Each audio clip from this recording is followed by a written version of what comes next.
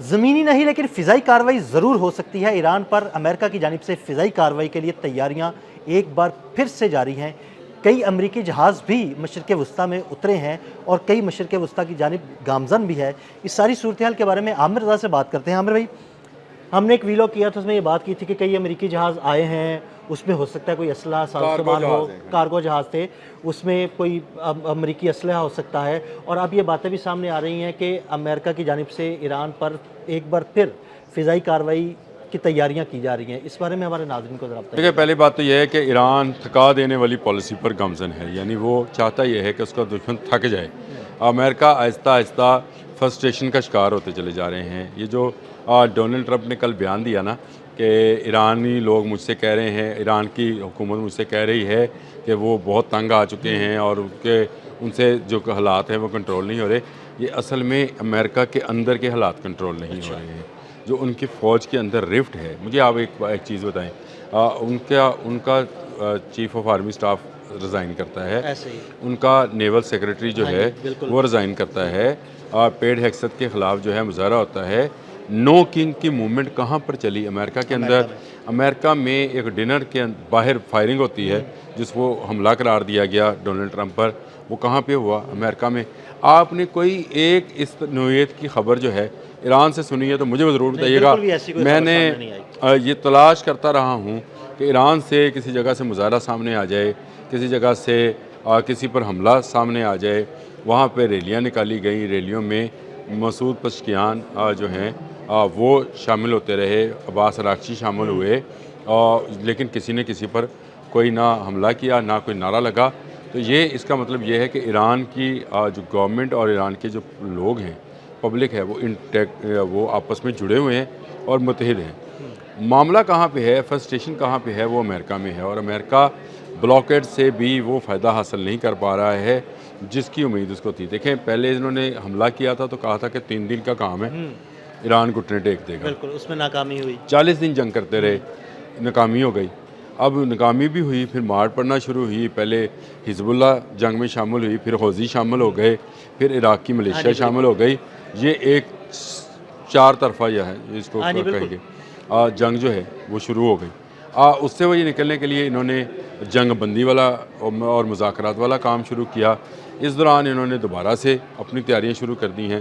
देखें ना, आप आयरन डूम उठाकर इसराइल से मुत्तहिदा अरब अमारात में शिफ्ट कर रहे हैं, तो इसका मतलब है कि आप मुत्तहिदा अरब अमारात से भी फ़्लाइट ऑपरेशन कर सकते हैं। ऐसे ही है, बिल्कुल ऐसे। ताकि ताकि उस पर अगर हमला हो तो उसको आयरन डूम के ज़रिए रोका जा सके। ये एक ऐसी सूरत हाल है जिसमें मैं पहले भी इस हादसे का इज़हार कर चुका हूँ, दोबारा कर रहा हूँ कि मुज़ाकरात की आड़ में एक और जंग की तैयारी की जा रही है और इसमें ज़मीनी हमला तो खैर करीने के आज इसलिए है कि इनको वो सपोर्ट जो थी जो कि मिलनी थी। यानी ये सोच रहे थे कि ईरान के अंदर से हमें सपोर्ट मिलेगी, मुजाहिरीन निकल आएंगे, ईरान के अंदर से भी मिलेगी, रजीम चेंज होगी। जी जी, बिल्कुल बिल्कुल। और इसके साथ साथ ये सोच रहे थे कि जो इराक और ईरान की सरहद पर कबायली आबाद हैं वो हमारे साथ मिल जाएंगे, वो हमारे साथ। ट्रंप ने उन्हें ऑफर भी की थी। वो साथ नहीं मिले, तो ज़मीनी हमला जो है वो अब तकरीबन नामुमकिन हो चुका है। तो इनके ख्याल में फ़ज़ाई हमला ही इनका हल है। लेकिन दूसरी तरफ जो ईरान है वो भी इसकी तैयारी किए बैठा है। ईरान ने भी कुछ ऐसे मिसाइल्स और कुछ ऐसे ड्रोन्स अभी तक रखे हुए हैं जिनको उसने ना शो किया है, ना उसको इस जंग में 40 रोज़ा आप गाहे बगाहे उन मिसाइलों के बारे में हमारे जी, मैं बिल्कुल बताता रहता हूँ। मैं ड्रोन्स भी बताता रहता हूँ। अगर आप कहेंगे तो आपके साथ भी उसको ज़रूर बताएंगे। देखें, खुशी की बात यह है कि इस वक्त मगरबी मीडिया ये कह रहा है कि ईरान का 80% ज़हीरा मिसाइलों का महफूज है। यानी 40 दिन की जंग में उसने सिर्फ 20% मिसाइल इस्तेमाल किए थे। और फिर मैं दोबारा कहूँगा, अली लारिजानी ने बिल्कुल ठीक कहा था जंग के आगाज़ में ही कि हम सब पुराने मिसाइल चलाएंगे, हम नए नहीं चलाएंगे। एक जानिब मीडिया ये कह रहा है कि ईरान का तकरीबन 80% ज़ख़ीरा मौजूद है मिसाइलों का। दूसरी जानिब अमेरिका में शोर मचा हुआ है कि उनके टोमाहाक मिसाइल जो है ना, उनका ज़ख़ीरा तकरीबन ख़त्म हो चुका है। 850 मिसाइल वो चला चुके हैं और इंटरसेप्टर्स उनके तकरीबन ख़त्म हो चुके हैं। कल आपने वो जहाज़ वाली स्टोरी जो है, 5 वाली स्टोरी है, उससे पेट्रियाट जो है उसकी बैटरीज को तबाह किया गया। अब मुझे बताएं, उनका शाहिद ड्रोन जो है वो दुबई पर हमलावर हुआ था, मुख्तलिफ बिल्डिंग्स को उसने निशाना बनाया था। तो क्या आयरन डूम उसको रोक पाएगा? बिल्कुल भी नहीं। देखें, अगर उसको भी रोक पाया था तो फिर वो जो क्लस्टर बमिंग जो कि तेल अवीव पर हम देख रहे थे, अगर मुत्तहिदा अरब अमारात उसको बर्दाश्त कर सकता है तो ज़रूर मदद करे अमेरिका की। मैं आपको बताऊं, आमिर भाई वो मदद ज़रूर करेगा लेकिन बर्दाश्त नहीं कर सकते। देखिए मैं ये कह रहा हूँ, देखिए ईरान, मैंने एक दफ़ा एक व्लॉग में ये मिसाल दी भी थी, मैं दोबारा देने को तैयार हूँ। ईरान अंधे के हाथ में लाठी है, उसको जिस तरफ से कोई आवाज़ अपने खिलाफ आती है वो उस तरफ से लाठी आवाज़ चला देता है। तो इसका मतलब ये है कि मुत्तहिदा अरब अमारात के लिए ज़्यादा मुहतात होने की ज़रूरत है।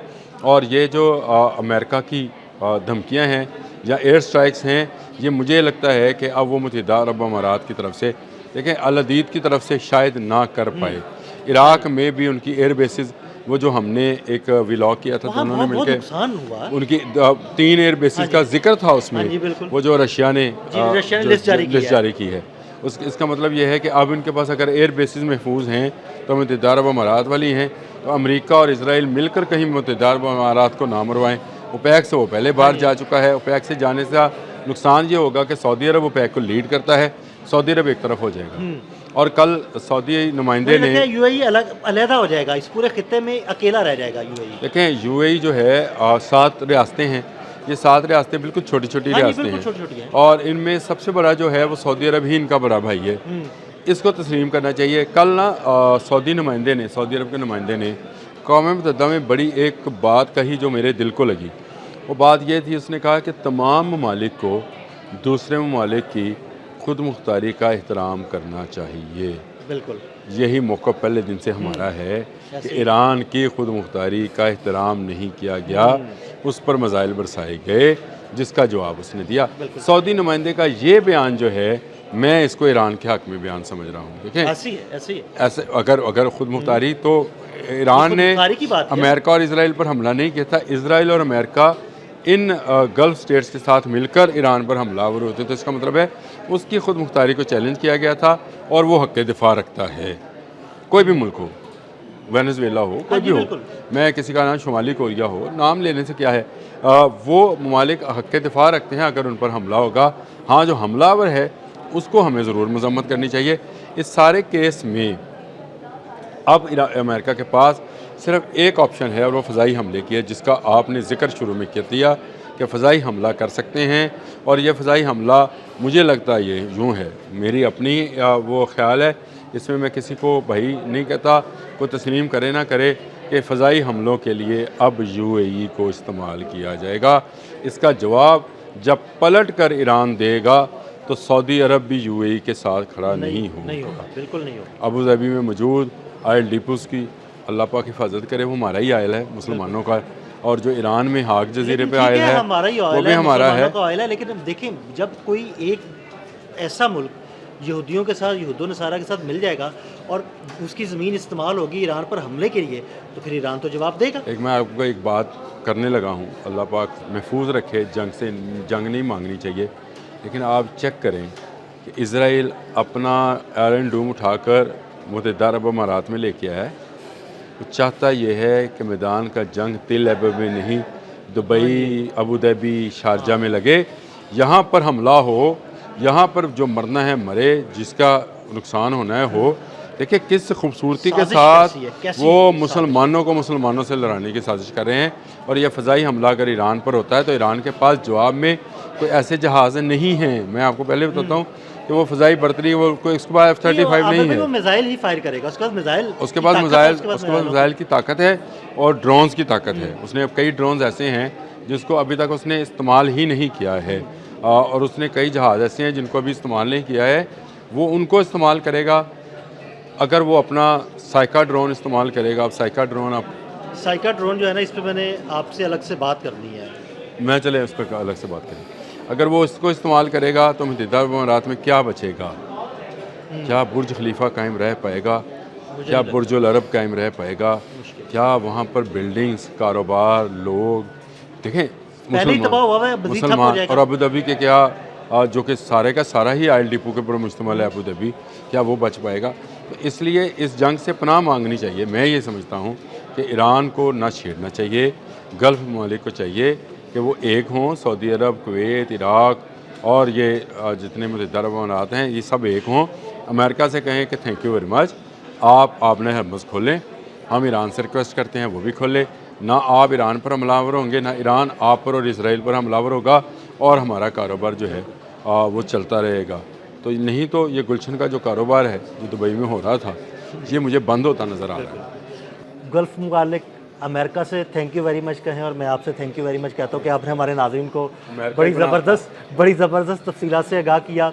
मज़ीद अपडेट्स के लिए हमें फॉलो करते रहें। अदील अहमद और आमिर रज़ा को इजाज़त दीजिएगा। अल्लाह हाफ़िज़।